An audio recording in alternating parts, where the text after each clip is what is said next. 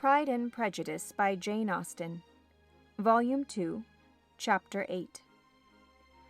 Colonel Fitzwilliam's manners were very much admired at the parsonage, and the ladies all felt that he must add considerably to the pleasure of their engagements at Rosings. It was some days, however, before they received any invitation thither, for while there were visitors in the house, they could not be necessary, and it was not till Easter Day, almost a week after the gentlemen's arrival, that they were honored by such an attention, and then they were merely asked on leaving church to come there in the evening. For the last week they had seen very little of either Lady Catherine or her daughter. Colonel Fitzwilliam had called at the parsonage more than once during the time, but Mr. Darcy they had only seen at church. The invitation was accepted, of course, and at a proper hour they joined the party in Lady Catherine's drawing-room. Her ladyship received them civilly, but it was plain that their company was no means so acceptable as when she could get nobody else, and she was, in fact, almost engrossed by her nephews, speaking to them, especially to Darcy, much more than to any other person in the room.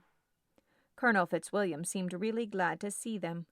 Anything was a welcome relief to him at Rosings, and Mrs. Collins's pretty friend had moreover caught his fancy very much. He now seated himself by her, and talked so agreeably of Kent and Hertfordshire, of travelling and staying at home, of new books and music, that Elizabeth had never been half so well entertained in that room before, and they conversed with so much spirit and flow as to draw the attention of Lady Catherine herself, as well as of Mr. Darcy. His eyes had been soon and repeatedly turned towards them with a look of curiosity, and that her ladyship, after a while, shared the feeling, was more openly acknowledged, for she did not scruple to call out, "What is that you are saying, Fitzwilliam? What is it you are talking of? What are you telling Miss Bennet? Let me hear what it is."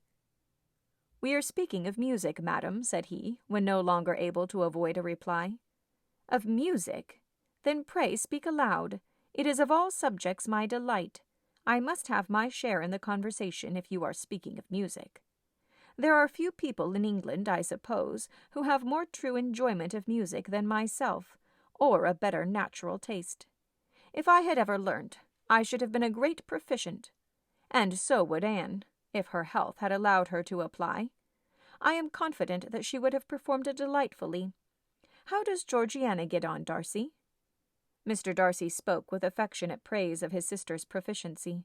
"I am very glad to hear such a good account of her," said Lady Catherine, "and pray tell her from me that she cannot expect to excel if she does not practice a great deal." "I assure you, madam," he replied, "that she does not need such advice.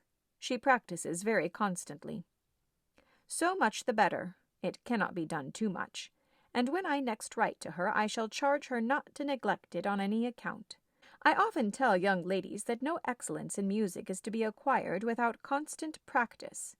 I have told Miss Bennet several times that she will never play really well unless she practices more, and though Mrs. Collins has no instrument, she is very welcome, as I have often told her, to come to Rosings every day and play on the pianoforte in Mrs. Jenkinson's room.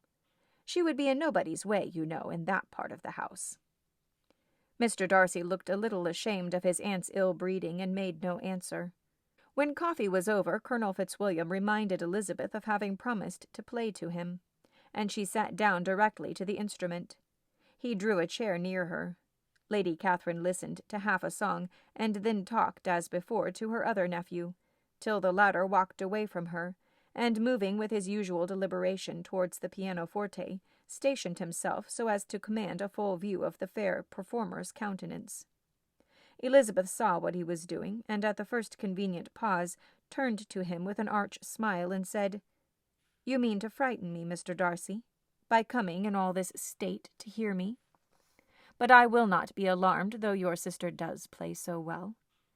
There is a stubbornness about me that never can bear to be frightened at the will of others. My courage always rises with every attempt to intimidate me." "I shall not say that you are mistaken," he replied, "because you could not really believe me to entertain any design of alarming you, and I have had the pleasure of your acquaintance long enough to know that you find great enjoyment in occasionally professing opinions which in fact are not your own." Elizabeth laughed heartily at this picture of herself, and said to Colonel Fitzwilliam, Your cousin will give you a very pretty notion of me, and teach you not to believe a word I say. I am particularly unlucky in meeting with a person so well able to expose my real character, in a part of the world where I had hoped to pass myself off with some degree of credit. Indeed, Mr. Darcy, it is very ungenerous in you to mention all that you knew to my disadvantage in Hertfordshire, and, give me leave to say, very impolitic too, for it is provoking me to retaliate, and such things may come out as will shock your relations to hear. I am not afraid of you, said he, smilingly. Pray, let me hear what you have to accuse him of, cried Colonel Fitzwilliam. I should like to know how he behaves among strangers. You shall hear, then, but prepare yourself for something very dreadful. The first time of my ever seeing him in Hertfordshire, you must know, was at a ball. And at this ball, what do you think he did? He danced only 4 dances. I am sorry to pain you, but so it was. He danced only 4 dances, though gentlemen were scarce, and, to my certain knowledge, more than one young lady was sitting down in want of a partner. Mr. Darcy, you cannot deny the fact. I had not at that time the honour of knowing any lady in the assembly beyond my own party. True, and nobody can ever be introduced in a ballroom. Well, Colonel Fitzwilliam, what do I play next? My fingers wait your orders. Perhaps, said Darcy, I should have judged better had I sought an introduction, but I am ill qualified to recommend myself to strangers. Shall we ask your cousin the reason of this? Asked Elizabeth, still addressing Colonel Fitzwilliam. Shall we ask him why a man of sense and education, and who has lived in the world, is ill qualified to recommend himself to strangers? I can answer your question, said Fitzwilliam without applying to him. It is because he will not give himself the trouble. I certainly have not the talent which some people possess, said Darcy, of conversing easily with those I have never seen before. I cannot catch their tone of conversation or appear interested in their concerns as I often see done. My fingers, said Elizabeth, do not move over this instrument in the masterly manner which I see so many women's do. They have not the same force or rapidity, and do not produce the same expression. But then I have always supposed it to be my own fault, because I would not take the trouble of practicing. It is not that I do not believe my fingers as capable as any other woman's of superior execution. Darcy smiled and said, You are perfectly right. You have employed your time much better. No one admitted to the privilege of hearing you can think anything wanting. We neither of us perform to strangers.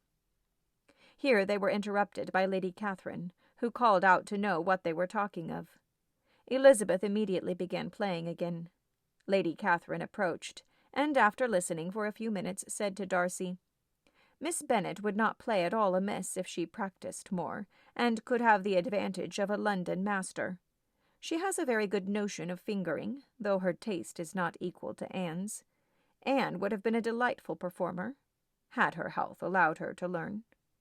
Elizabeth looked at Darcy to see how cordially he assented to his cousin's praise, but neither at that moment nor at any other could she discern any symptom of love, and from the whole of his behaviour to Miss de Bourgh she derived this comfort for Miss Bingley, that he might have been just as likely to marry her, had she been his relation. Lady Catherine continued her remarks on Elizabeth's performance, mixing them with many instructions on execution and taste. Elizabeth received them with all the forbearance of civility, and, at the lady's request of the gentleman, remained at the instrument till her ladyship's carriage was ready to take them all home.